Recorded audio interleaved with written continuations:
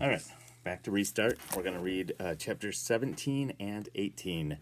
Chapter 17 is entitled Joel Weber. The piano is out of tune. Actually, my whole life is out of tune, but the piano is worse. I couldn't stand Melton, but everything there was always in tune. It had to be. All the kids had perfect pitch, the instruments were maintained at the highest level, even the wrought iron gate outside the facility building squeaked a perfect B flat. I have perfect pitch too, so I know. The proof that just being qualified to attend a musical conservatory doesn't mean you should go there. I love the piano, but not enough to care about it the way the people do at a school like Melton. I want to use it to make music, not mind meld with it. There, it's never enough to play an instrument. You have to live it, breathe it, taste it, compose for it, understand it inside and out. You have to empathize with it, like it's another person. Honest. I hated it. I hated living in a dormitory and sharing a bathroom with 11 other guys. I hated my roommate and his violin and his asthma and his whistling sound he made when he slept. D above high C. But what I hated most about Melton was the reason I had to go there. To be fair, it wasn't Melton's fault that I was forced out of my own home by 3 morons, or that even though everyone knew those 3 juvenile delinquents, I was the one who had to suffer. And now I'm supposed to believe that the leader of the 3, Alpha Rat, is a good guy because he fell on his head. Fine, whatever gets the job done. I'm home, and an out-of-tune piano is a small price to pay for it. I'm back where I belong. I'm happy.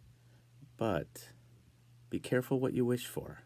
At Melton, I missed Mitzi so much it was almost a physical pain. That dog drives me crazy. I know that she's glad to see me, but she won't leave me alone. I'm always covered in dog hair, which makes me sneeze, and when I kick her out of my room, she just lies. She lies just outside the door, whining. F sharp. My parents are so guilty and conflicted about what happened that they're smothering me. They wait on me hand and foot, like I'm helpless. And while it's great to be back with Shash, she's giving me an uneasy feeling. For one thing, she has entirely too much to say about a certain Alpha Rat. Chase thinks Brendan is going to break his neck shooting a YouTube video. Mr. Salway threw Jello at Chase for letting him win at arm wrestling. Chase kept the camera steady while Hugo interviewed the school bus driver, even when they went over a railroad track. I blow my stack. Chase says, Chase says. I mimic savagely. Chase has said enough for a lifetime. She's patient and understanding. That's another annoying thing. Why does everyone have to be so patient and understanding? One of the perks of living at home should be arguing with your family. Wait till you see him at school on Monday. You won't believe how different he is. I don't care how different he is, I say honestly. I don't plan to have anything to do with that guy. But you're going to have to deal with him sooner or later, she reasons. You're coming back to the video club, right? Chase is a part of that now. Good for him. Her expression turns sympathetic. I get it, you're nervous. Well, obviously I'm nervous. I haven't set foot in that school for months, and my memories from then are not good. There's something about being bullied that you could never explain to someone who hasn't had it happen to them. It's worse than the sum of the rotten things that are done to you. Even when no one is bothering you, you're still under attack because you're dreading the next strike. And you know it can come from anywhere, at any time. You get so paranoid that with every single step, you're half expecting the floor to yawn open and swallow you whole. It got to the point where the only place I felt safe was at the piano, until the night the piano blew up in my face, and there was no safe place anywhere. That was my all-time low, and I forgive Mom and Dad for deciding Melton was the answer. I'm a little better now, but only because Melton was so lousy that even coming back to this is an improvement. When a bunch of jerks see you as a victim, that's on them. But when it goes on so long that it's how you see yourself, it's very hard to climb out of that hole. The hole seems deeper on Monday morning when Shosh and I get out of the car and Hiawassee Middle School is right there. I know bricks and concrete are incapable of evil intent, but I can't shake the feeling that the building itself is out to get me. Dr. Fritz Wallace reached out to my parents last week. He offered to meet with me this morning before homeroom. I said no. I just print my class schedule at home. I think he wants to reassure me that he has my back. Big deal. He had my back before, and what good did it do? Short of a Secret Service bodyguard, there's no way to protect anyone 100%. Sooner or later, you're always going to end up in a lonely hallway or a deserted locker room. Shosh rounds on me. You ready for this? I'm not ready, but I nod. Then we're in, surrounded by all those kids. I forgot the thrum of a school this big, a chaotic buzz of sounds, too many to assign a single note to, or even a whole chord. A handful of faces turn my way, registering surprise at my return. I hear the occasional whispered, "It's him," or "Joel's back," or, "You know, the guy whose piano exploded?" I catch a couple of kind-hearted looks, and even a hostile one from a big kid who must be a football player. Mostly, though, nobody sees me at all. Or worse, they never noticed I was gone. I think that makes me madder than anything else. I went through the worst part of my life, was bullied so badly I had to leave town, and it never popped onto most people's radar screens. That baloney from guidance counselors about how we're supposed to be a community, yeah, right. That's how bullies like Chase Ambrose get away with what they do, because their victims are invisible. Speaking of bodyguards, Shosh thinks she's mine because she stays glued to my side. Add that to a list of humiliations that doesn't need padding. My sister is convinced she has to fight my battles for me. Don't you have to get to homeroom? I ask her, fighting to keep her out of my face. Oh, I figured I'd stay with you, just for today. I haven't seen Mr. O'Toole in a while. I interrupt her. Go away, Shosh. She looks worried. Are you sure? No, I reply honestly, but you can't hang off me forever. What happens when I have to go to the bathroom? Well, I figured I could wait outside. Go away, I repeat. Classes are okay, I guess. No different than Melton. Math is math, regardless of whether you're not learning it from a world-class French horn player. A few kids ask where I've been. Those who know have questions about what boarding school is like. Brendan Espinoza updates me on his YouTube career, and I congratulate him on Leaf Man, which is up to over 4,000 views. Not exactly viral yet, but his biggest audience so far. He tells me about Video Club. Kimberly Tooley is a member, although she never struck me as the type. He talks about her a lot, so I suspect he has some kind of crush going on. The biggest news is your sister's entry for the National Video Journalism Contest, Brendan enthuses.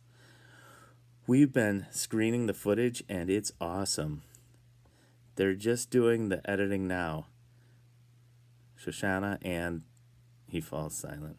Yeah, I know who her partner is. Joel, you're not going to believe how different he is.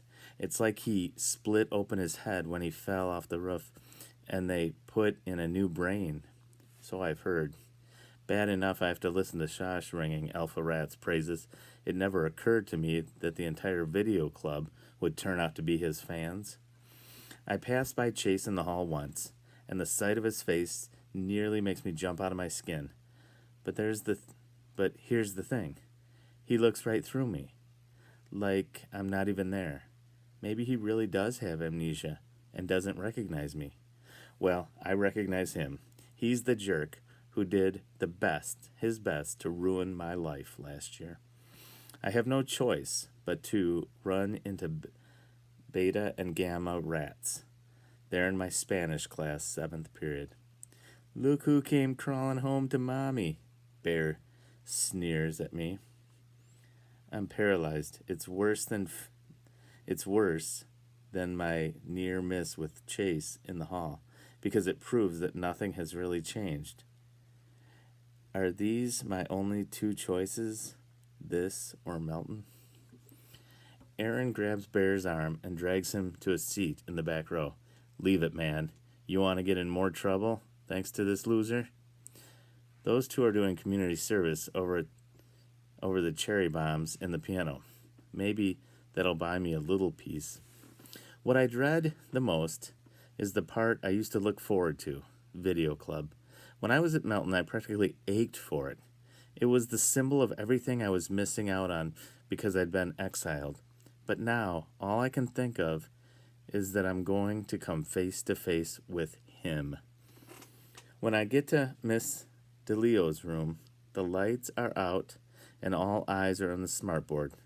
I assume that this is my sister's famous video project, and the old guy on the screen is Mr. Salway I've heard so much about.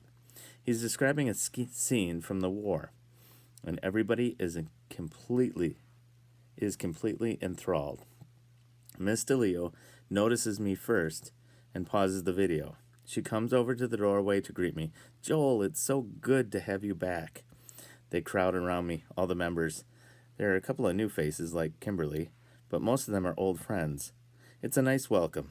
I can't enjoy it, though, because I know he's there, hanging back, waiting his turn. Shosh performs a formal introduction like I don't know the guy who turned my life into a horror show. But of course, it's not for me. It's for him. Chase, I don't think you remember my brother Joel. He looks 10 times more miserable than he ever made me. I don't even know what to say to you, he begins in a voice I barely recognize as his arrogant alpha rat bravado. I have no memory of any of the things I did to you, and I can't undo them, but I want to tell you that I'm really, really sorry. Up until this moment, I had no idea how I'd react to meeting Chase Ambrose again after all these months. Now I know. I completely believe that he has amnesia and can't recall the stuff that happened between us. I believe that he's changed and that he honestly regrets what he did to me. And I know something else. It doesn't make any difference. None, zero, zilch. I still hate his guts. Chapter 18. Chase Ambrose. It is the finding of this court that the three juveniles, Chase, Matthew Ambrose, Aaron Joshua Heckerman, and Stephen Beresford Bradsley, acted recklessly and with malice, not merely destroying property, but creating chaotic circumstances that could have endangered the public safety. Further, this is not an isolated incident. It is a part of a pattern of intimidation and misbehavior toward others. Therefore, it is the court's decision that the aforementioned juveniles perform community service until such a time as their caseworker concludes that this destructive behavior has been corrected. Hi, Chase. when the hand grasps my shoulder. I practically jump out of my skin, scarring poor Brendan halfway back to the breakfast line in the cafeteria. My head has been spinning all morning. Dad asked for my birth certificate so he could set up the appointment with Dr. Nugent. I finally found it in Mom's desk, but that's not all I found. I also stumbled on a copy of the court paper sentencing Aaron Bear and me to community service. "What's wrong, Brendan?" "What's wrong?" Brendan asked in concern. "You look like you've just seen the zombie apocalypse and it's coming this way." How can I explain it? It may not be the zombie apocalypse, but it's just as creepy. The judge's words have been burning themselves into my brain. Patterns of intimidation. Zero remorse. Pathway to criminality if left unchecked. I didn't realize how bad it was. Oh, sure, the flashbacks kept coming. I remember the wide berth kids gave me when I got back to school after the accident, and continue to give me to this day. The general sentiment that Hiawatha Middle School, and maybe the whole world, would be a better place without me.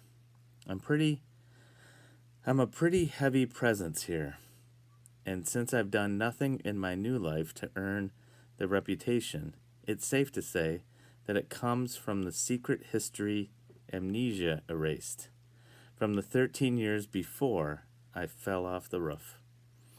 Up until a couple of weeks ago, my 4-year-old half-sister treated me like a Sasquatch that wandered into her life, an unpredictable and dangerous beast, and her mother, an adult, wasn't much more comfortable with me around. Aaron and Bear aren't exactly choir boys, so it's safe to assume I wasn't either.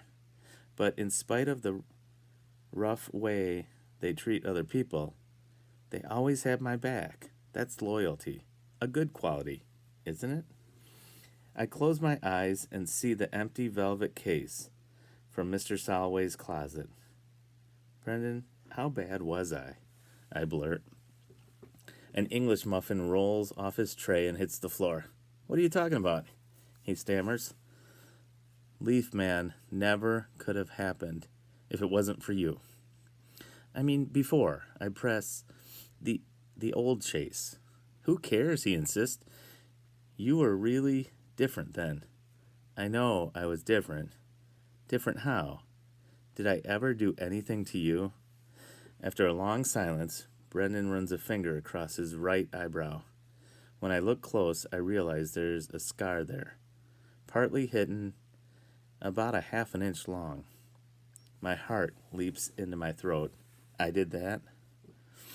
I was leaning over the drinking fountain. You came by and shoved me in the back of my head.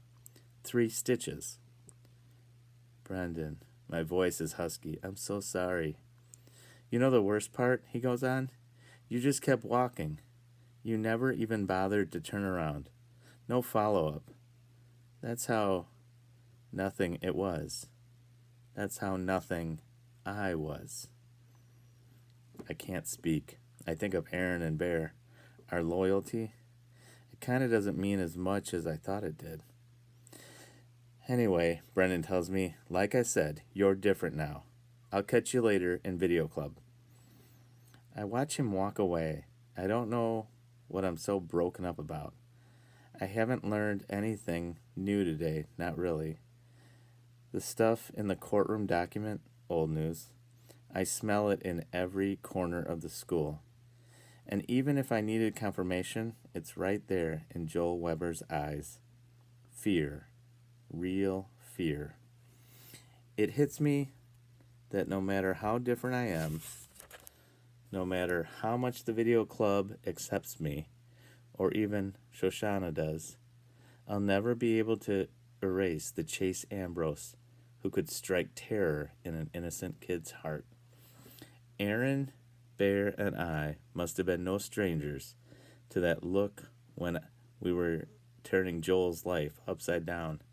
I guess having the power To torture another person made us feel like big men, especially when we picked someone smaller and weaker who was into music instead of sports. And believe it or not, right now, I'm more scared of Joel than he was ever of me. Because if I see that fear in his face again, I don't know if I can handle it. In spite of all that, Shoshana and I are getting along better every day.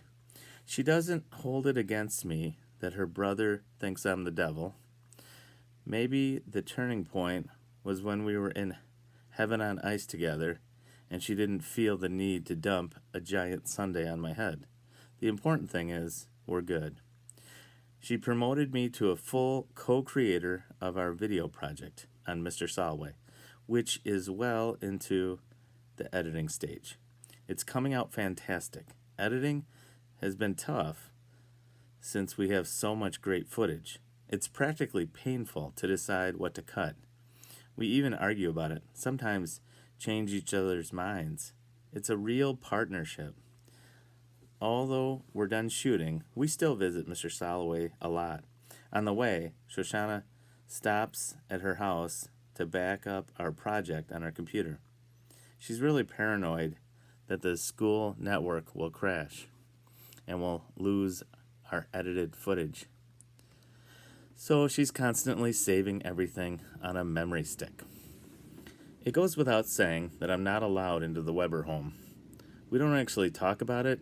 It's just understood that I wait outside while she runs in to do the data transfer. One afternoon, I'm standing there hoping Shoshana's mom doesn't glance out the window and turn on the sprinklers on me when I hear music coming from the house. It's piano. And I realize this must be Joel, Hiawatha's musical prodigy. Obviously, it isn't the first time I've heard him play. Aaron Bear and I were in the auditorium to watch our firecrackers go off, so we must have experienced at least a little of his music. But it's the first time in this life, this new life I have.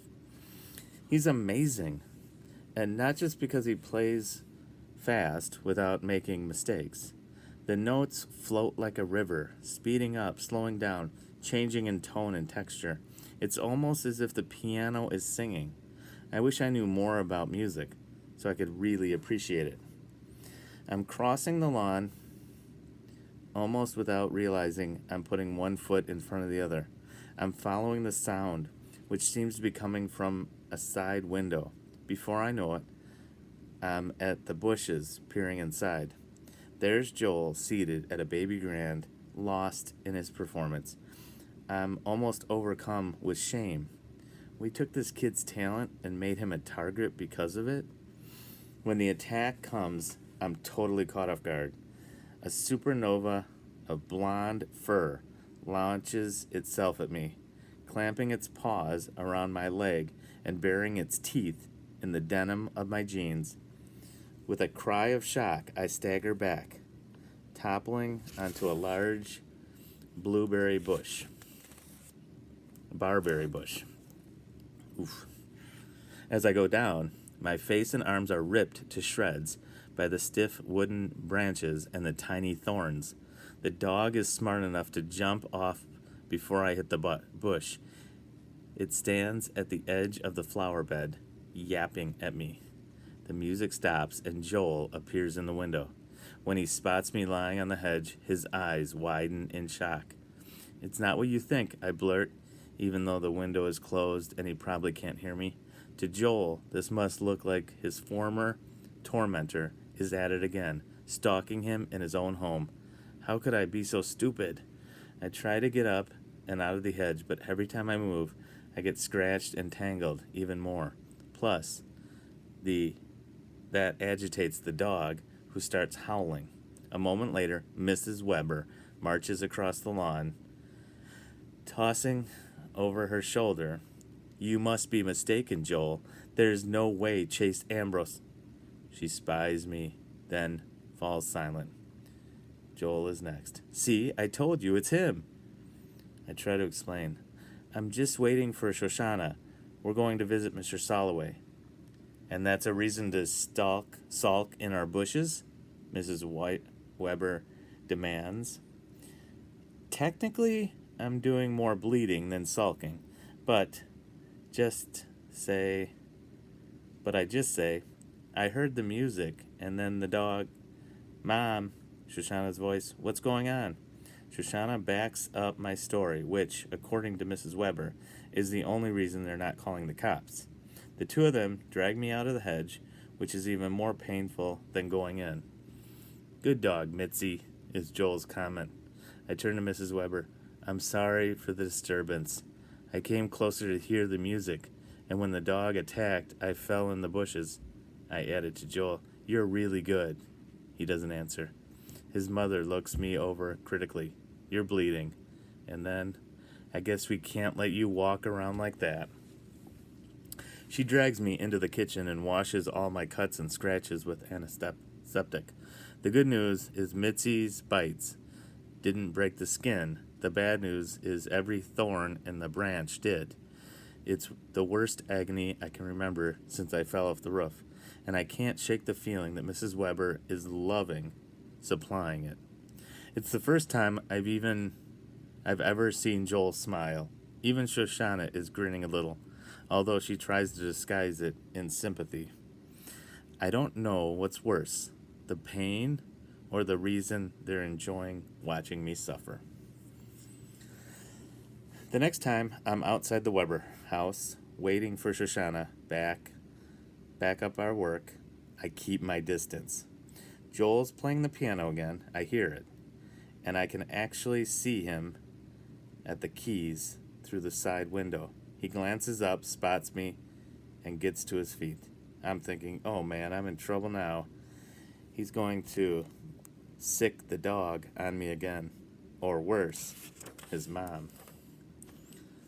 Then he does the last thing I ever expected.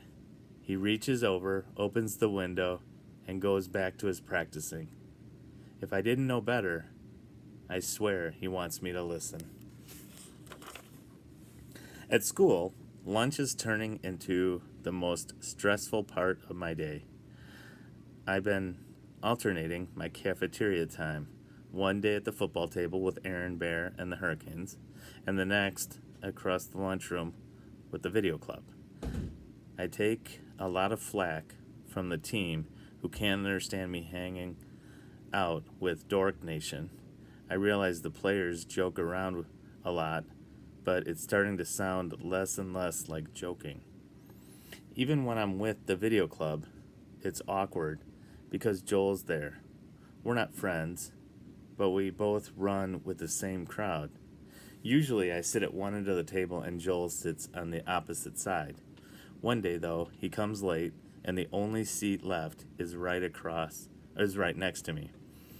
At first, I think he's going to bolt for the far end of the cafeteria to make a statement that he'd rather eat in another zip code than sit beside me. And he does hesitate a little. Eventually, though, he gives in and sets his tray next to mine. Everybody else is looking at us like there's about to be a major war, but nothing happens. Still, a couple of days later, the others make sure there's a spot for Joel, nice and far from me. None of this escapes the watchful attention of Aaron and Bear. I get that. You hang out with the video dweebs now, Aaron tells me. But him, Joel Weber? It's thanks to him that we got put on community service. Yeah, and we never did anything to him, I retort sarcastically. Okay, fine, says Bear. But how were we supposed to know he was going to go crying to Mommy? We booby-trapped his piano in an auditorium full of people, I bark. I think his mommy would have noticed without him ratting us out. All right, you made your point, Aaron soothes. It wasn't the nicest thing to do, and we're paying the price for it, aren't we? It's over. Forget it. And why Joel, huh? I go on. I know you think all the kids at this school who don't play football are either dweebs wimps, or losers. But how is he different from everybody else? Because he's small? Because he's talented? Bear explodes. Why don't you ask yourself? You're the one who picked him. You used to be the fun guy. Or did you forget that too? We did what we did because it was fun, and the more Weber lost his mind, the funnier it was, especially to you. Did it feel great when we heard he was going to that other school? No. But by then, we were headed for the Graybeard Motel. So, who cared where they sent him? I can feel the color draining from my face. That might be the closest I'll ever get to understanding how my brain worked before the accident. I may not like it, but it's me. That afternoon, Shoshana and I finished the final edit on our entry for the contest. We've titled it Warrior. Neither of us can wait to play it for Mr. Soloway, but we make the usual stop at the Weber home for Shoshana to back up our work. Like always, I wait on the lawn while Shoshana heads into the house. She pauses in the doorway and tosses a look over her shoulder. Aren't you coming? A million questions whirl through my head. Did I hear right? Is she kidding? Will her mom kill me? Her brother? Her dog? Yet somehow I know that if I ask any of them, I'll spoil it, and the opportunity will be lost forever. So I follow her into the home. Mrs. Weber sees me first. She stares at me for a second, and then she goes back to the book she's reading. In the living room, Joel is at the piano as usual. He glances up at me, and the music comes to a momentary halt. He takes a long, hard look, and then goes back to his concerto. I'm not sure why, but I feel an old surge of emotion and have to swallow hard a couple of times. Even Mitzi wags her tail.